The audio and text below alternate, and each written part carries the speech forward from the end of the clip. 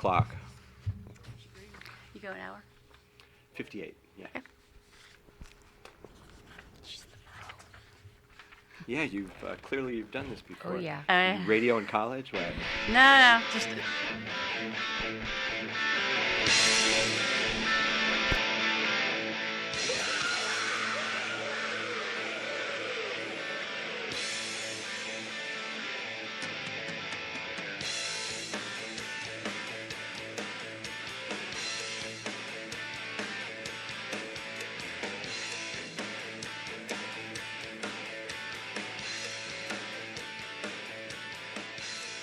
And you got a PhD from the School of Hard Knocks. Huh? Yes, And a master's. Yeah. she did. And good evening, ladies and gentlemen. It's somewhere around 6 o'clock on Monday night, and you're listening to the 102nd installment of the Age Out Angels Radio Hour on www.hamiltonradio.net, Channel 2. I'm your host, Greg Rapport. I'm the founder and executive director of Age Out Angels. We're a 501c3 nonprofit corporation that provides one-to-one mentors to vulnerable youth for the purpose of coordinating the care and services that they need to survive. We try to help young people avoid some of the horrible pitfalls that they're likely to face if they don't have a proper safety net. And this program is brought to you every week at this same time, courtesy of Doc G, William Saunders, Ruben Rodriguez, and all the fine people here at Hamilton Radio who allow us to use this airtime. Doc is with us tonight. William is on the big board. So good to see both of you here. And thank you so much at home for tuning in. We've put together what I hope you will find to be an insightful and compelling view of the child welfare system and related issues that improve our community. So get ready, because tonight on the radio hour, I have very special guests who are going to tell you the truth about what it means to live an existence of addiction, and a lot about the process of medication-assisted therapy. And I promise you won't want to miss one single second of this. Monica Driscoll and Denny Carice are here from the Recovery Centers of America. And I'm going to get through some housekeeping information quickly because I want to give my guests as much of this hour as possible. In case you're looking at this on Facebook right now, and by right now, I mean at 3 o'clock in the afternoon on October 14th. We're actually taping this show for broadcast on October 28th. So please don't call into the show. Like, if you're watching it, you can keep on watching it. You don't have to turn away. But this will actually be broadcast on October 28th. The cool thing about October 28th is when we broadcast this show, you and I and our guests will all be watching it together. That's true. So if you want to, at that time, send something like to the comments field on Facebook, we'll be able to answer you in real time. So as much as I love doing the show live, there's kind of a neat dynamic that we get when we tape it, and then we're all sort of watching it at the same time. But no call-ins now, please. But stay with us for the full hour, and I promise you'll walk away just a little richer for having done so. And if you're looking at this on October 28th, I want you to take a moment, open a separate browser, and find us on Facebook, especially if you're listening to HamiltonRadio.net. And go to my name, Greg Rapport, and hit that share button. Even better, email your whole address book and tell everyone to go to www.hamiltonradio.net, Channel 2. Tell everyone in your world what we're talking about tonight, because what you're going to hear here applies to every geographic region, including where you live.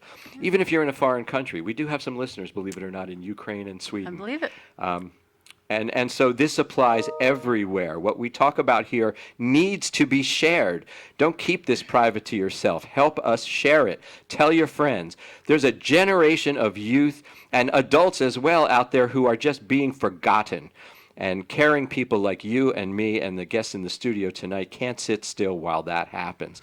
And while you're doing that, let me remind you that we're here almost every Monday from 6 to 7 with the Age Out Angels radio hours. So be sure to tune in every Monday for our unfiltered look at the child welfare system and other related community services. This is where you come to get the whole truth, and I promise what you will hear tonight cannot be found on the nightly news.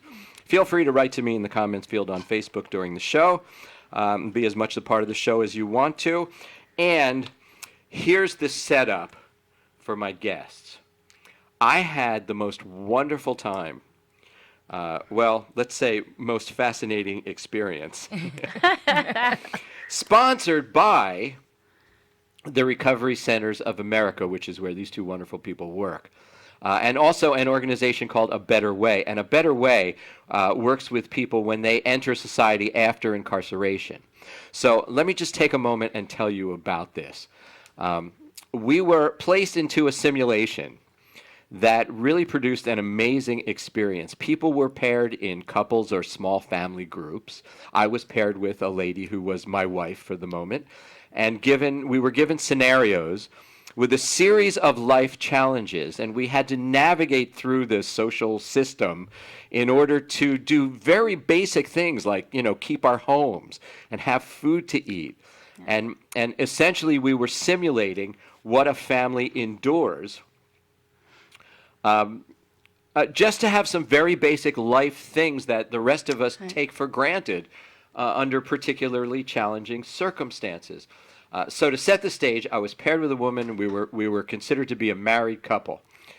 And the story was, I had just gotten out of jail. Now, if you're just tuning in, I didn't just get out of jail in real life. It's a simulation. I had just gotten out of jail. My wife was addicted to heroin. We had no money, but we had a house, and we had a few trinkets that we could pawn. But the rent was due, and we had no money. My wife needed a fix. And the elements of the process seemed so real, even though part of the time we were laughing and it felt game-like. It really felt real. I have to tell you, the first thing that happened is my blood pressure went up. I could feel it. I could actually feel the adrenaline surging, like we have to do stuff right away or bad things will happen. And when I say bad things will happen, I mean like really bad things will happen. It was real enough in that regard. So, for example, we had to have money, right? So I knew I had to get a job. So I went to the employment office, but when I got there, I learned I needed a piece of paper, and it cost money to get that piece of paper to go to the employment office. So I had to find the trinkets that we had, go back to the pawn shop, pawn the trinkets, get a bus pass to get back to the employment office, where I had to be open and honest about my incarceration. Right? So I got a minimum wage job at the puzzle factory. And things pretty much went downhill from there.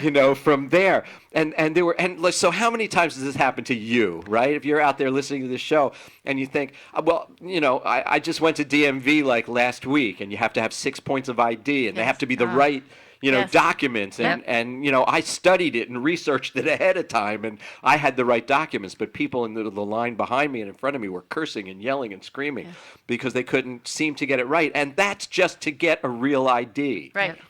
From DMV. Imagine, how many times you'd go through that in your life when the consequences are just so dire, and no matter how hard we tried, we couldn't keep our electricity from being shut off. Yep. And they would do stuff like, they would say, like in the middle of it, they would pause, and there would be an announcement that it's a holiday and all the state offices are closed. So whatever you thought you were going to do that day, to pay the electric company, to pay the bill, you can't do. Or the school let out. And if you had kids now, are you supposed to keep working your job and leave your kid alone in the street? Right? Or go do those things. So those were elements that were geared, to me, towards coming out of incarceration. But in the midst of all this, my simulated wife, who, by the way, was a sweetheart, and I'd marry her again in a heartbeat. She was dealing with addiction. Yes. Okay? And the interesting thing about that is she could not simulate withdrawal. Right. She couldn't do it. And I'll bet none of you at home can either, unless you have walked the walk. Because if you haven't walk the walk, that you really don't have the background required to talk the talk. This is a topic that my guests are experts about.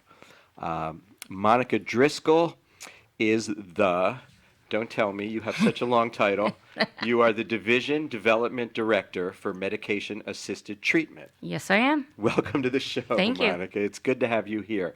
And Dr. Denny Carisse is, I have you as Chief Medical Officer, but Chief Science Officer. Chief Science Officer at Recovery Centers of America. So what I'd like to do here first is Denny, if you would be so kind, I want you to give us the overview of RCA, Recovery Centers of America, and then I'm going to switch over to Monica, and I want to hear everything about your experience, Monica, that would lead a person to avail of the services of a place like RCA. So starting with Denny, Yeah. just tell us what Recovery Centers of America are. So, Recovery Centers of America believes in treatment of all different avenues and types for substance use disorders. We have residential, outpatient, and medication-assisted therapies.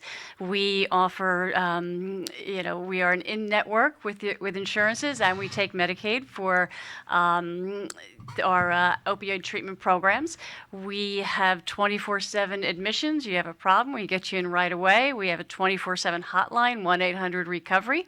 And we basically, opened the sites and started the company with the premise that people should be able to get affordable, accessible, quality care in their neighborhood so that they can develop relationships with other people in recovery, which I think you'll hear is a very important thing for our own recovery, and to be available for people to get that immediately, that kind of care immediately, and that also that they should have services by both physicians and nurses, psychiatrists, as well as recovery support people and primary therapists and that kind of thing. Absolutely. Now, how many locations are there for recovery? Because it's growing, right? We are growing. I was the Yeah. fifth employee with the company, and since then we opened our first one in New Jersey, Lighthouse.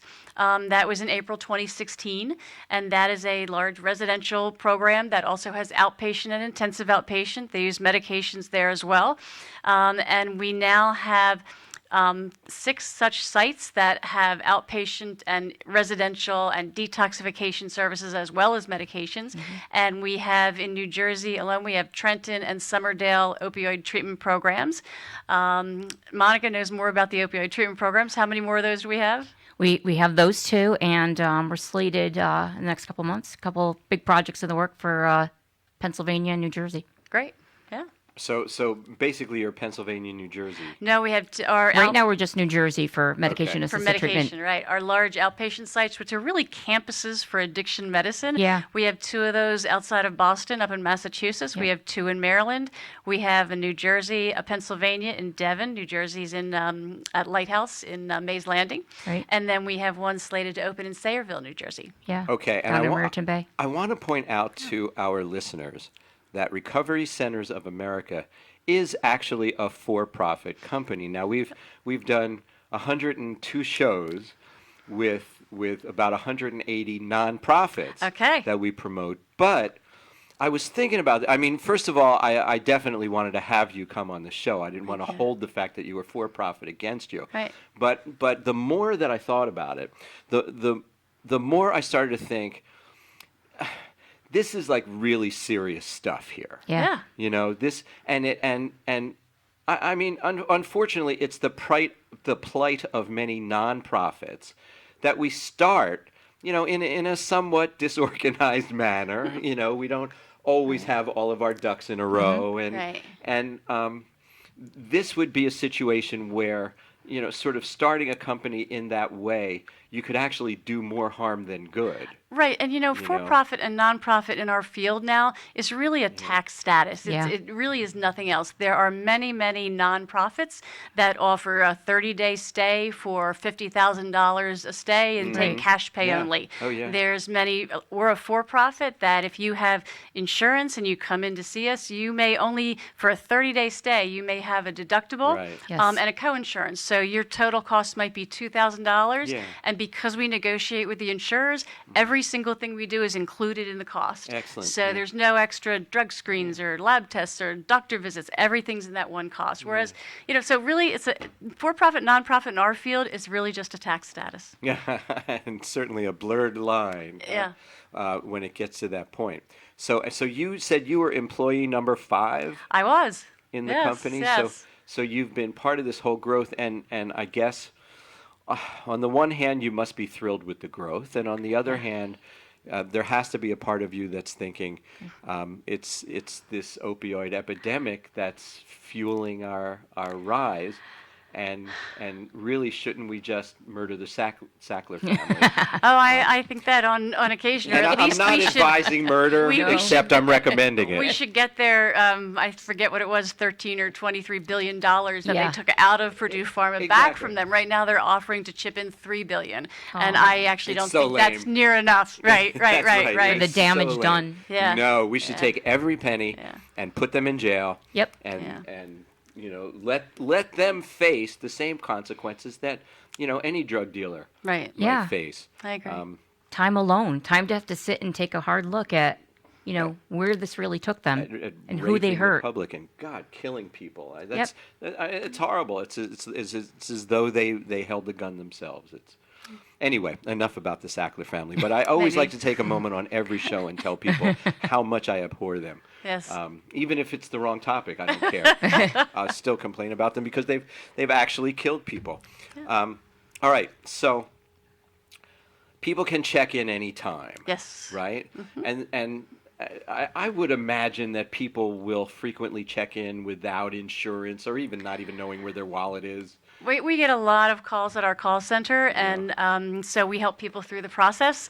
The call center is 24/7 every day of the year, 24 hours a day, so they can call anytime, and we'll help them through the process and where to find the numbers on the insurance. If they don't have insurance, we actually help them find a place that will take an uninsured person. Are there a certain amount of a percentage of like court mandated? We don't have a percentage of people that are court mandated. We don't have contracts with the criminal justice system, but we certainly get people whose lawyers say, your case is coming up. It'd look really good if you went to treatment. And it's interesting. So I've been in this field 30 years, ever since I got into recovery as a 20-year-old, 20-something. And what we found out is that people who come to treatment that are court mandated or mandated in any way, whether it's for their license as a doctor or a nurse or the courts or what we call the mommy or the spousal mandate, that aren't motivated upon entering treatment, they do just as well or better than people who come into treatment of their own accord. So that's one of the kind of fascinating things that really surprised me in my research. So I've been told things like people frequently need like 7 tries in treatment or something like that to It's not so much that they to need actually 7 kick. tries, but that this is a chronic disorder, and it looks like every other chronic disorder. You don't treat diabetes or hypertension once and expect the person to be well a year later. You know what I mean? Yeah. So there are, we wish everybody would get it on the first try. That would be my wish. In fact, I shouldn't say this as a for-profit company, but I would like nothing more than to put myself out of business because business. everybody got Right. well. that's That right. would be my Perfect. goal, Yeah. But the reality is that people tend to need more than one treatment to get well, and they need different types of treatment, and they need, we need to put everything that's evidence-based, that's proven effective, and have that as an option for people. In this field, we have a little bit of a divide between people who believe in the use of medications and people who don't. And people tend to treat patients based on what their personal beliefs are. If that were hypertension or diabetes, the country would be outraged if a doctor didn't offer insulin, for example, because he didn't think you should inject stuff at home. Or if they didn't offer, surgery for cancer, but only offered chemo because that's all they do. There's got to be this commitment to offering every possible evidence-based practice. And there are evidence-based medications, evidence-based psychosocial services, and they tend to work well, not a surprise, together. So there's a big problem out there, and there's another problem looming with cocaine and amphetamines. Frankly, there's a very big increase in those coming on board, and with the fentanyl analogs and the synthetic opioids that are out there now, Sure. those are the death rates that are really increasing. Yeah. I want to be out there to help as many people as we can. Is the black market fentanyl as strong, as potent? Because fentanyl, the reason people are dying, right, is because it's supposed to be like what, 10, 100 times Well, stronger fentanyl is than... about 50 to 100 times stronger than morphine, actually, yeah. And then you have the fentanyl analogs, which can be even stronger. It's important to note that the fentanyl that's out there is almost 100% illegally manufactured fentanyl. This Yes. is not Sure. diverted pharmaceutical fentanyl. Right. 20 years ago when people came into treatment and fentanyl was their drug of choice, they were almost always a nurse anesthetist or an anesthesiologist because they're the people who use fentanyl. had access. Nobody else. They're the only ones. Now it's in everything. And one of the biggest problems we're finding is that it's laced in cocaine. So people who are what I would call opioid naive, they don't take opioids, they go get cocaine, it's laced with fentanyl, and they overdose very easily because they're not used to those opioids. Yeah. So, but it is a very big problem. We call them the synthetic opioids. So, but are you saying that black market fentanyl Yes. is less expensive than mannitol? I don't know if it's less I know all the expensive cuts. than Does that Mannitol. Yes, impress you do. you? I have a I feeling you know were. them all. I think you were around in the late '70s, early '80s when Look I at- was one look at me and know when when I I was grew having up. my problem. Yeah, right. So yes, it's inexpensive. It's primarily we get almost all of it from China. It comes Yeah. in the U.S. mail system where we don't track and inspect Oh my God. all the packages. Yeah. And I mean, you could get a mail shipment of this fentanyl or carfentanil or any of the other analogs. There's hundreds of them now. These analogs. They don't even have names. They just have numbers, right? And you can get that in the mail. A little box of that. It'd be enough to kill the state. That's just horrific. It's- I mean, it's- that is so horrific. Yeah. When there are so many other things that they could cut it with that don't kill people. Why? It's almost like the cigarette company. Why do they kill their own? But you got to remember on the street, you're limited sources. You have limited finances. So, sometimes a dealer I found, and this is in many states, they get a death by one of their people that uses their substance. All of a sudden, everyone says he's got the good stuff. She's got the good stuff. Whoa. It is the exact opposite of what you would expect. Logic. It defies the, logic. because the thinking, this thinking got sick. There's a brain part to this. Oh, absolutely. The mind part. Yeah. What's real. Inability to recognize the truth. Just. So that becomes the sought-after product Right. after someone dies. That's amazing. Yeah. So speaking of insanity, Yes, Monica, that's me. I think it's very brave of you to be willing to share your story, and I just want to say that out front. And I want people who may have just tuned in that what you're about to hear is probably going to go a little dark on you. Yeah. And I hope it doesn't trigger anything in anyone, but understand that at the end of this tunnel there is a light. We're right? here today. And so we will get there.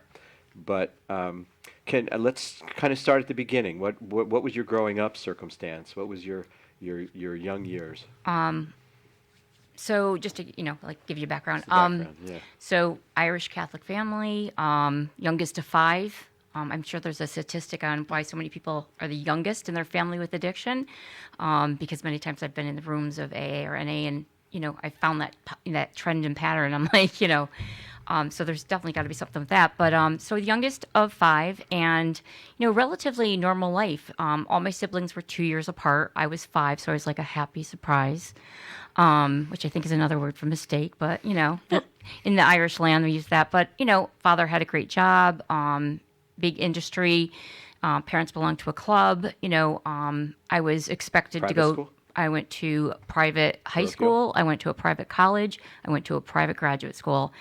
All Catholic. And I'm not here to say, God bless you if you're Catholic, but the thee, thy, and thou, and God's over there and He's going to get me didn't work for me. I didn't have that Hail Mary pass.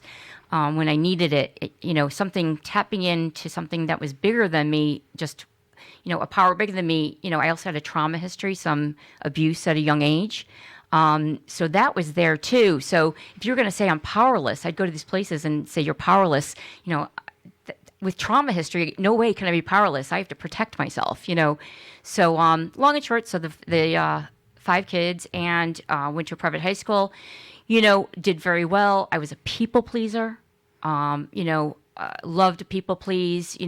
Knew how to get the information but never give the information. We kept the secrets behind the door. A lot of family stuff going on. My father was a rager. When Dad would come home, the environment would definitely change. A drink would make that You better. would drink as well? No, he didn't drink. He was more of a dry, just an anger, a lot of anger. But my mother, God rest her soul, my parents are both dead, but have passed. But she was a nightly, vodka and tonic and cheese and crackers, and we belonged to a country club. Yeah. Everything looked great. everything looked great. But I got to tell you, there was a secret going on inside of myself. And, I knew something was different with me because I knew that first time I had the drink, and I was 8. I remember it was a champagne punch at a shower, those champagne punches. Did that you put sneak it? No, back then it was like, I think gave it to you? we just went up and had it. Yeah. And with the sherbet you'd have. And I remember getting drunk Uh-huh. and being like passed out. And I was like, this is great.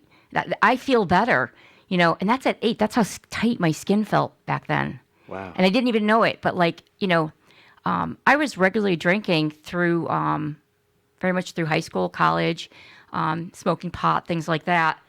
But I'll tell you, the internal condition just kept getting worse and worse. I couldn't be intimate because intimacy is into me, you see.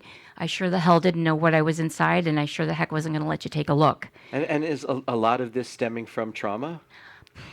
Or is it Great genetics? question. I mean, what do you think? I'm going to let Denny probably. What do you? I mean, I think it's both. If you've ever heard people say, I had an injury and I got these opioids, I hated the way it made me feel. You'll also hear people who will say, oh my God, I took the opioids that they gave me for pain. I think I felt like how everybody else feels all the time. I felt so good. I felt normal. I felt happy. Yeah. And they don't really see the difference between, that's not normal. That's really euphoric, Right. And I think that the response that Monica had when she went, oh, yeah, this feels great, I think part of that shows there's a genetic component, And then as you continue to reinforce that with drinking more and adding other drugs, Yep. you really do change the way the brain functions. Right. Absolutely. Right. So you, I guess. and I guess changed the brain. I mean, and I became a chemist. I didn't even know I was a chemist. I started mixing pills in there and uppers or downers, and then came cocaine. And, there was a diet drug that was out there, Disoxin. I remember taking through college, and I drew great papers, and, but I was always getting everything done, so it looked okay on the Oh, sure. outside. Yeah. And I had a lot of secrets, and I was a great secret keeper. Tell me a secret, I Yeah. can keep it for you. But those things were eating away at me. And I think one of the other components to that you just sort of touched on is that, like, if you're a functional user, right? Yeah. Yeah. If you're a functional user and you can hide it, and every once in a while somebody will say something to you like, "Man, your eyes look pretty red." Yeah. And you go, "Oh, I didn't You sleep gotta last slow night." down. Yeah. Yeah. And say, "I'm working too hard." Yeah. Okay. Yeah. But if you're functional and you're, taking care of business, then what it also sounds like you're saying is the original high wears thin after a while, and you Absolutely. need to start looking for other more intense highs. I built or- I built up a resistance. Even shopping. I mean, I was trying to get a high from everything. I remember, like, at one point in my life, I had a $1 million house. I had 3 beautiful children. I had a great, loving person in my life. And I was drinking 24/7, using cocaine, using heroin to come down from the cocaine, keeping this all hidden, and Whoa. and just being like, what the hell's wrong with me? Like, why can't I just stop? Like, this is something's wrong with me. It just progressed. It's a progression. It didn't, Developed over and that's how, time. it really got to that point. And, lost the kids, lost everything. Yeah, it developed over time. Oh, absolutely. It took on, the more I put into the hole of that emptiness, Yeah. or that people-pleasing hole, the hungrier it got for more of something. The one thing it really wanted was me, but I wasn't going into it. Now, your husband must have known. So yes, he, of course I picked a person that liked to drink like me in the beginning, Okay. They like, Well, but yeah. but then he would put it down and go to work and function normally and could say no.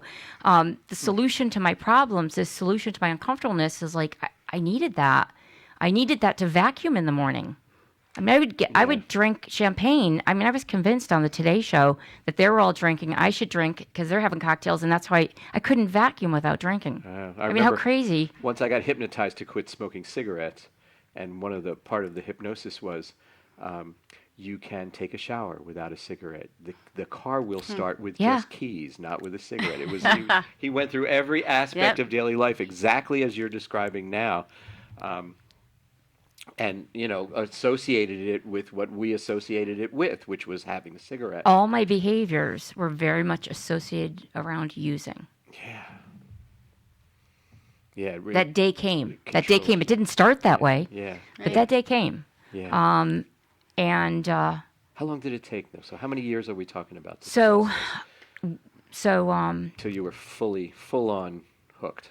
oh, okay. So at that point, I have 5-year-old beautiful twins, and I have a 2.5-year-old son.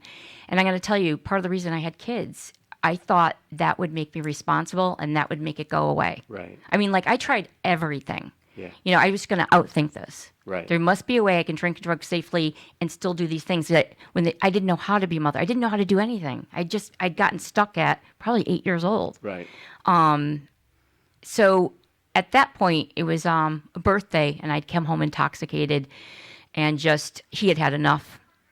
Okay. He had said he'd had enough, So and he videotaped me. We're at the crescendo now. We're at the Crescendo, the big $1 million house down in Fairfield County. Decent job, master's degree, beautiful Range Rover in the front yard, mink coat, diamonds. I tried to fill that hole with everything. Trappings. Yeah, you had all the trappings. And the secret was inside, I knew, like, I just said, why can't I stop? What's wrong with me? And my first admission came down in Connecticut, and I had several admissions after that, trying to come out of it in the early, 2004, 2005, 2006. I spent a lot of time inpatient. I probably spent my ex-husband and I, close to $1 million in treatment. Cashed out a lot of things. I remember going into Silver Hill in Connecticut, and wrote him a check for $30,000. I walked out and I picked up a drink. All right. So, okay. So after this crescendo, though, then it's not like your whole life disassembled. You went into the let's get treatment. So yes. phase. So I recognized there was a problem. My fear was to say, if I say there's a problem, then I'm going to have to do something about it. What do Yeah. I do? Yeah. But I also don't know how to live without it. Right. I don't. Every behavior's around it. Every function's around it. I don't know anything without having something inside of me. It sounds like your husband stuck by you. He during did, this and I'm gonna phase. get. He's the best guy going, and we have a great relationship. I mean, talk about a relationship getting repaired. One of my secrets, I'm gonna tell you is, I'm gay, and I used to say to my That's a mom, problem. yeah, well, in I that would situation. in that situation, but I was a people pleaser. My mom said, that's the guy you're going to marry. And I married him, and my kids are all in vitro. And, I spent my life trying to make everyone else happy. Yeah. Because it was easier to make them happy than try to figure out what made me happier. Who am I? That was my, even at the end, I didn't have a fear of dying. I had a fear of living. Yeah. Because, there were times, at that crescendo when I'm homeless, and at this point I still have a car and I got cocaine, champagne, I'm in an Audi, I'm parked on 95, and I'm thinking, okay, this isn't so bad. Okay, at least I got a car and I got some stuff with me. And, I'm still trying to rationalize and justify. And, I struggled between trying to say, am I that? And what does that mean? And, but like being, I finally, when I came out, that's one of the things that like lifted off my shoulders, and stopped trying to please everyone else and started to figure out, who am I? Who am I in this process? Who am I supposed to be on a daily basis? But I'll tell you, when he videotaped me and we went to court, and, he hung in there for a couple of years, but, you can't live one way and pray another. They say you just can't be two different things. And, and it was interesting is that when I was shackled for the first time, so at the end I was homeless. I was homeless on the streets 3 years. There was not a cell phone. There's multiple treatment centers. There's no car. The kids are gone at this point. And we are going to get to the whole prison thing after the break. No problem. So let's tease the audience and make them Oh, stay. yeah, Make there's- them stay with us, because there's a whole lot more. Yeah, more but a to good come ending. here. But okay, but anyway, the point is you began the treatment process. I began the treatment process. at that point. And so how long was your first stay in a treatment facility? Do you remember? Probably about 30 days. 30 days. Okay, so Yeah. so Denny, is 30 days? All right. There's no magic behind 30 days. There's no know? reason for it other than that's what insurance companies yeah. covered historically. Yeah. So, again, this is not an appendicitis. You don't go away for 30 days, it's fixed, and you come home and everything's good. Right. This is a lifelong commitment to a different way of living. Yep. I love residential treatment because in 30 days, you're in treatment. Like at RCA, you're up at 6, 7 in the morning. You're in groups, you're in educational classes, you're in relapse prevention, and you get, 10, 12 hours a day of treatment. Doing that for 30 days is like 5 years of outpatient, Right. So I love the ability to start that way. And also many people need to safely detox medically from Yep. the drugs first, right? Yeah, So that's part of that residential stay. Yeah. But then after that, you've got to follow that with outpatient, with whether it's intensive outpatient, which is like 3 hours a day, 3 days a week, or traditional outpatient once or twice a week, You've gotta individual, follow one up. group. You've got to keep paying attention Yeah. to this disorder just like you would diabetes or asthma. We're Yes. going to take a short break right now and just recharge our jets here. And when we come back, we're going to hear of the continuing story of Monica Driscoll and get through to the happy ending, I promise, okay? I want Absolutely. you to stay right where you are. I want you to hit that share button on Facebook. Doc, play the music, and we'll be back in just 1 minute. Don't go away. When we saw the shooting star coming out of Orion, she saddle up, get ready to ride. Angels come down from heaven, demons fly up from hell. Start playing songs on an old jukebox. First one up, are you ready to rock? Get ready, ready to rock. Get ready.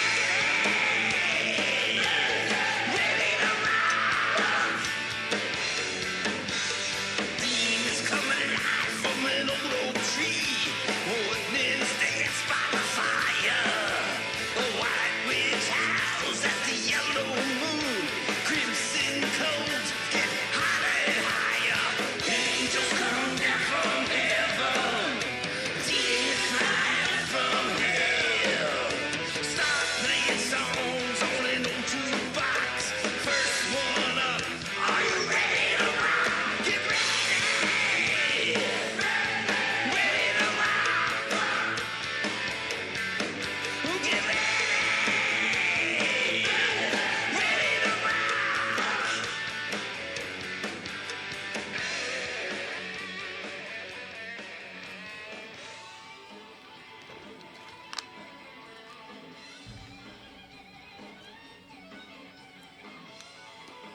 I thought he was fading out.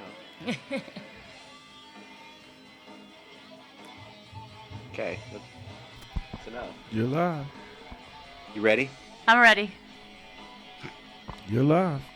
We're on. Okay. Well, welcome back. Hello. Before we go further, I do need to thank all the people who made donations to Age Out Angels this week. We thank you so very much for your generosity. And if you have an employee giving fund or matching gifts foundation associated with your place of work, we would certainly appreciate your contacting us and telling us how we can participate in that. Private message me on Facebook or email directly to greg@ageoutangels.org.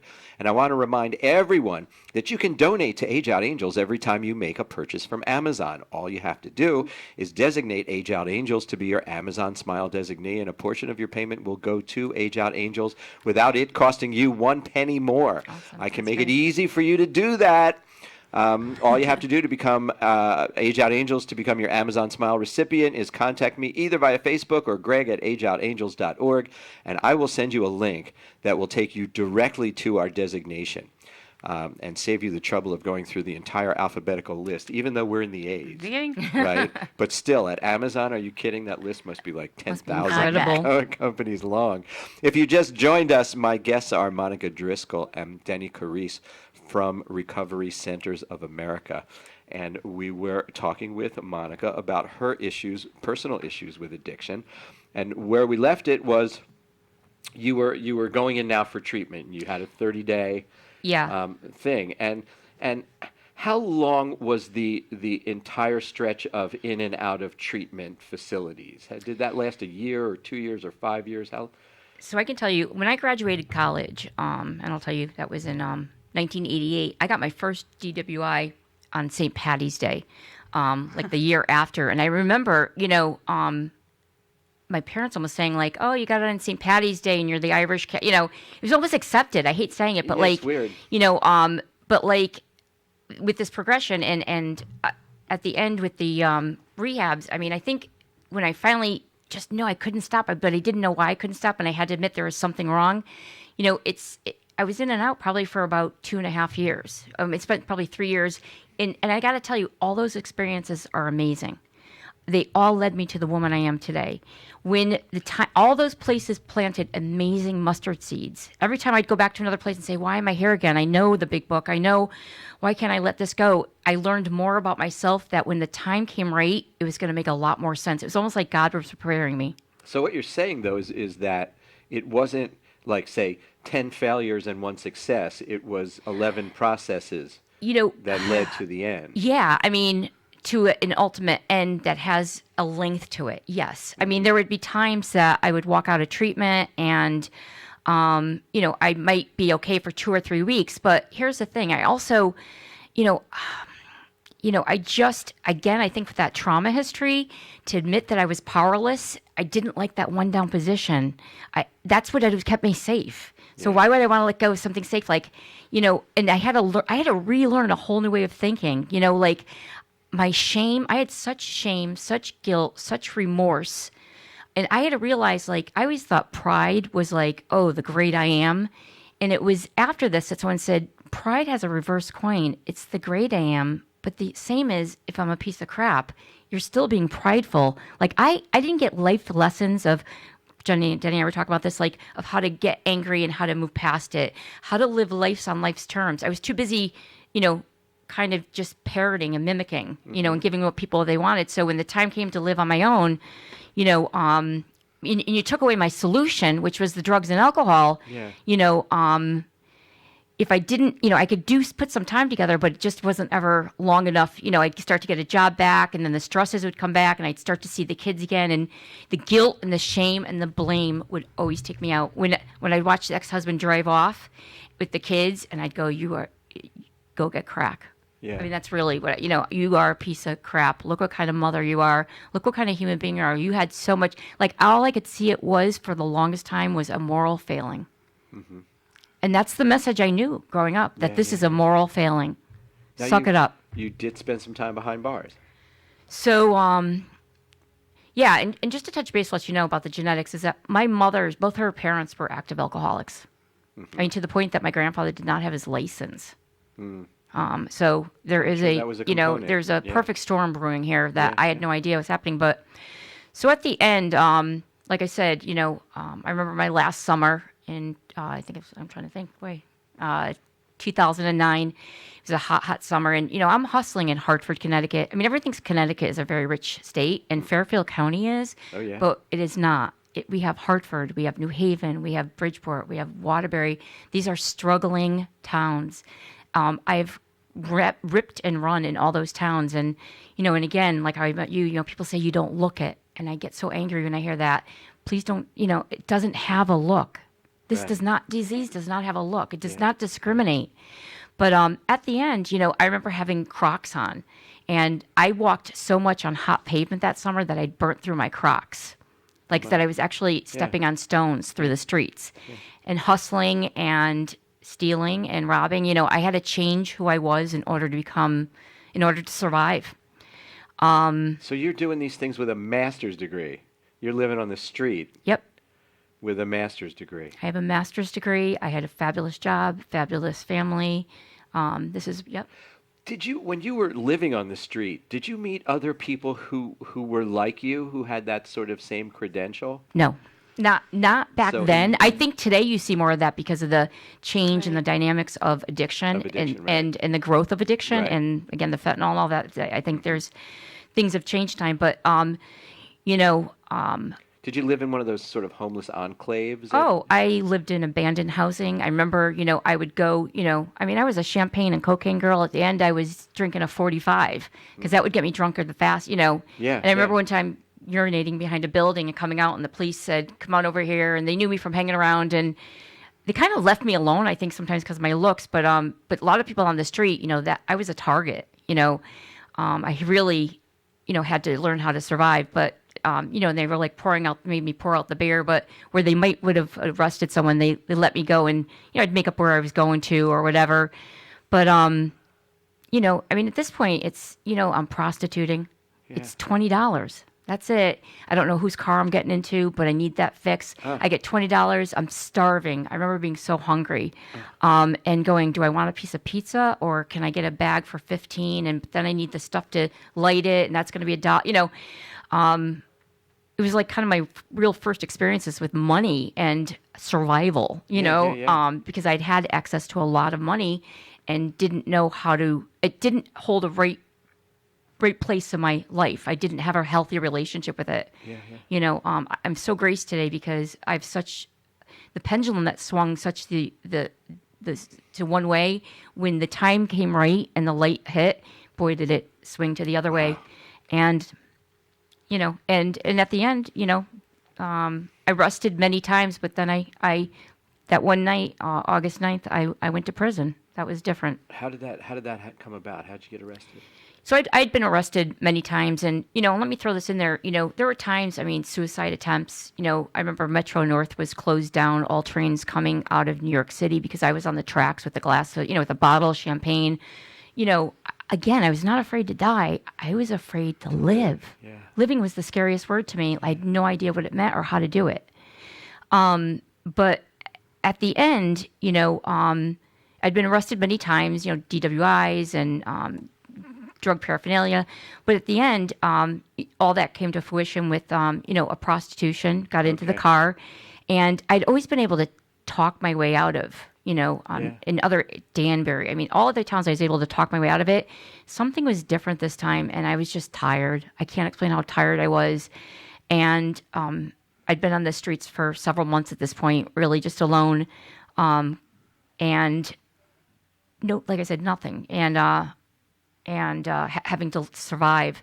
But I got to say is that, I remember that moment, like in jail, sometimes if you snitch, they'll let you out. And I was going to snitch. And I was like, wait, you know what? I can get out. I can snitch. And I was like, no, you can't. Don't do that. You got to ride this out. There's got to be an end to this. And I'll tell you is that the first time I was ever shackled, and there's a difference between handcuffed and shackled. And shackled, it's behind you, it's on your feet, it's wrapped around you. You are wrapped to the woman to the right of you, or you are wrapped to the woman left of you. My body exhaled at that moment. I felt the most sane at that moment. I felt how my mind had been feeling all those years. It was like the perfect moment. I can't explain it. I felt shackled in my brain, and I was congruent for a moment. And I went to York Correctional, Niantic. We only have one state prison, and it was not the Orange is the New Black, as we talk about. That's what we know of. No. Well, first of all, when you go to prison, is it instant detox? Yep. Like cold turkey? It's cold turkey. That's it. Yeah. And it takes a process to go there. I was arrested, early morning at 3:30. Went in front of the judge. Have to go from Waterbury down to Niantic, so you're in the shackled in the bus. It's a process. It's a whole process. It's the corrections is a whole process.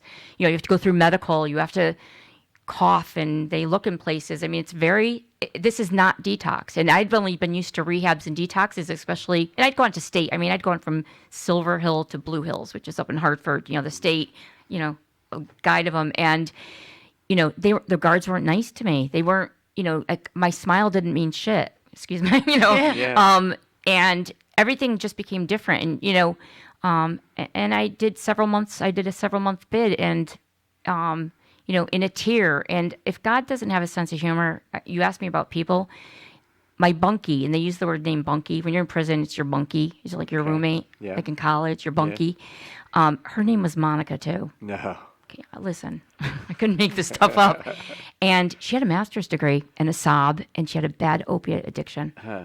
Isn't that interesting? And I don't know where she is today, and I hope she's okay. Are there drugs available in prison the way they seem to indicate? No.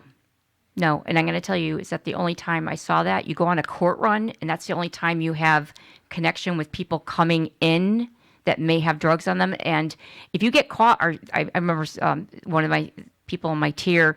She went on a court run. She came back intoxicated. They added time onto her. They just drug test her, but she had gotten it from someone.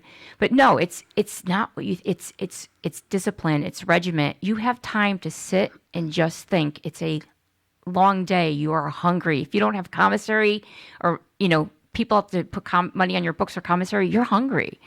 The water is terrible. I don't know what's wrong with Niantic, but it's brown. Dangerous? Is it dangerous there? I mean, could you get killed, shanked? So words we know. You would hear yes and no. So the tier, I was in a sentence tier, and at that time I had the most murderers in my tier, women murders. And I'm going to tell you, Greg, every single one of those women were all drug-related crimes. Yeah. Not kidding you.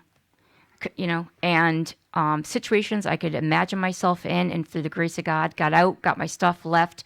I'd had guns in my hands. I mean, just put it down. I don't know, but, in a sentence tier, I didn't have that much problem, but there would be, there's a lot of suicide attempts in prison. People hanging themselves. I mean, to be alone with yourself is extremely painful. And don't have anything. You took away my solution, my drugs and alcohol, and food, or I have nothing to medicate on. But in some of the open areas, I was like in a very, in a real prison setting. I mean, the guards come by. It's a 2x4. It's you get out for a few minutes to get a cup of hot water 3 times a day to go eat your meal.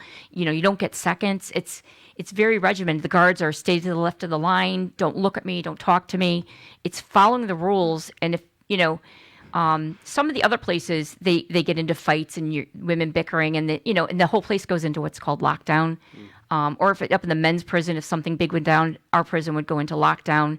And then your meals, you don't even get out for that. That means your meals are brought into the prison. Your little tray, that's it. Yeah. And So let me ask you this. When you got out of every rehab, you went straight back to using. Within a period of time. Sometimes I'd gain some time. When you got out of prison? So prison, let me tell you. Is that the end of the road there? So I walk out, I got no license, I got no family. Yeah, it sucks. I have to get to probation. It's winter time. Yes. I simulated that. Where do you live? Where do I live? How do you get there? I would have violated my probation. You bet. I didn't get there. I think, that I had to be drug tested every week, I think was helpful. It helped, I had to learn a new relationship with money. Like I'd go downtown, I had to learn how to take the bus, and I'd go downtown, I'd make sure I had no money on me because I was going into the hood, which I liked, I liked the energy there, and I would, that's where I knew. And so I'd have to keep my head down, and they knew me, and just keep on my path. I'll tell you is that the exact moment where everything changed is that I'd gone on a couple of court runs thinking I was going to get out. And I'd always say to God, please, it'll be different. I swear it's going to be different. And I would try to negotiate with the big guy.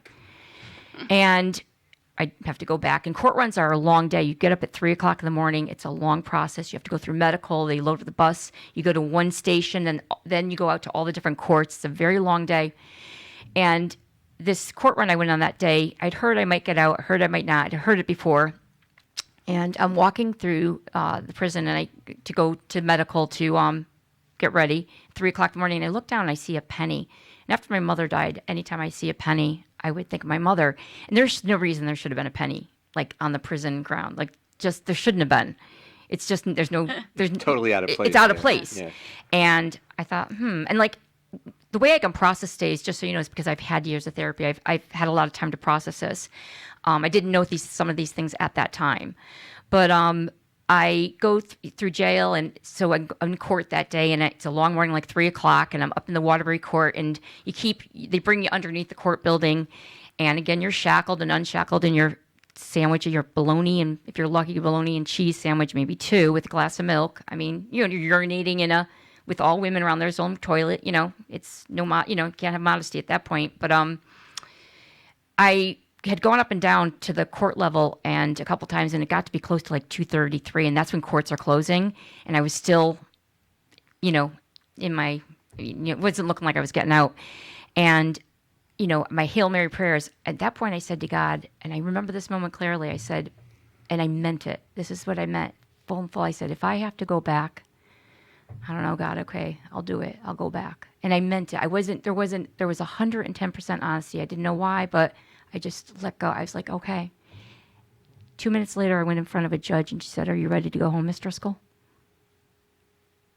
And I remember that moment because I was going to, and she, kind of lectured me a little bit and was like, "You're too old to be doing this." And I remember I was going to get wise with her and be like, and I said, "Monica, just shut up. You're right. She's right. Start listening. Yeah. Ask for help." But I had always thought asking for help was a sign of weakness. Right. Just messages I've got in my life that were just, I didn't process well enough and understand.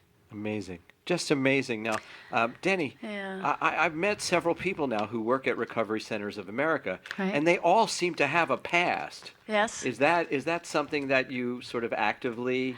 No, we don't. It's not a requirement, but I think that when people get into recovery, they have this incredible desire and drive to give back. I mean, when I got into recovery in the early 80s, and I went to community college, the only place that would take me to become a counselor. And while I was there, I just put my head down and went straight through for 9 years. And I mean, I think the field is filled with people who like us, want to give back and want to be in this field. So, that's it really does attract people for whom recovery is part of recovery is giving back. And Yeah. Monica talked a few times about not accepting powerlessness. I just want to put a framework on that. So if people don't know, so powerlessness is a very large tenet in the 12-step AA-NA programs. The first step is that I admitted I was powerless and my life had become unmanageable. Right. More specifically, I admitted I was powerless over alcohol or drugs and my Right. life became unmanageable. And some people have a real trouble with that. But it is kind of by surrendering, which is what I hear Monica Yeah. saying she did that day with that possibility of getting out or not getting out or going back. There was a surrender.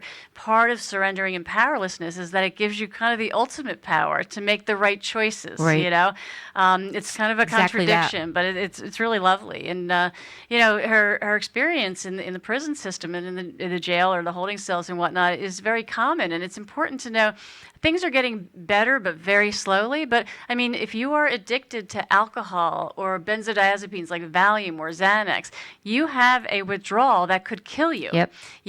More people go into the criminal justice system, they are addicted to opioids. And what I always say about withdrawing from opioids is that it won't kill you. It'll make you want to die, Yes. but it won't kill you. It is very painful, but it's not physiologically, deathly. Right. Alcohol and Seizures. Valiums and stuff, you will die of seizures. And do. there's people kick drugs in jail. To the dangerous drugs out Cold there. turkey all the time, and it's getting a little better, but not a lot. Yeah. And actually, the other piece is that there are two groups of people who are very, very high risk for an overdose death. One of them is folks that go into treatment and do what we call detox only. They just do like a 6-7 day detox and then they leave treatment. And the reason is because they have no skills to stay sober or whatnot. They come out, they have no tolerance anymore, and they overdose. The second group of people is people who are discharged from jails and prisons. They have no, somebody might be shooting 10 bags of dope a day. They go in, they know they have none in their system anymore. They get discharged. The brain has been rewired. The Yep. brain has changed, and the brain is stuck on this go, go, go. It doesn't have any stop left. And they go out and they think, well, I used to do 10 bags. I'll just do 5. And that will be deadly. We can't cover half of what we No. need to. You guys have to come back at We some will. point Okay. because we're out of Absolutely. time. Wow. Ladies and gentlemen, that's all there Yeah. is. Another hour talking about things that should matter more in our Yes. political and economic discourse than they do. And we thank you so much for tuning in. Maybe helping us spread the word. These ladies have to come back, I promise you. Again, we offer a humble thanks to Hamilton Radio, to my most incredible guests, Monica Driscoll and Denny Carisse. Let's make a date to meet right back here next week. Can we do that? Absolutely. And put that on your calendars right now, 6 o'clock Monday night. Be sure to tune in to the Age Out Angels Radio Hour. Thanks to our engineer, Doc G, and William Saunders. Music provided by Angel Fire. Our webmaster is Carmen Garcia Valera. Our social media specialist is Bailey Braverman. Until next week, let's make this week the best week ever. Good night. Good night. Thank you. Thank you. Missed it by 30 seconds. Oh, sorry. You have to cut something out. Just has to run like a train. We missed. We didn't even get to talk about stigma. No, I we didn't talk about talk- stigma. We didn't talk about the different kinds of medical. Oh yeah. There's so much there's stuff. a whole other show. Yeah. Give it a few months, okay? Oh yeah, Give it a absolutely. few months, like We always do December or that. something like that. Yeah. And when it's convenient. I think we're going to get a lot of calls. Yeah, I do too. I have a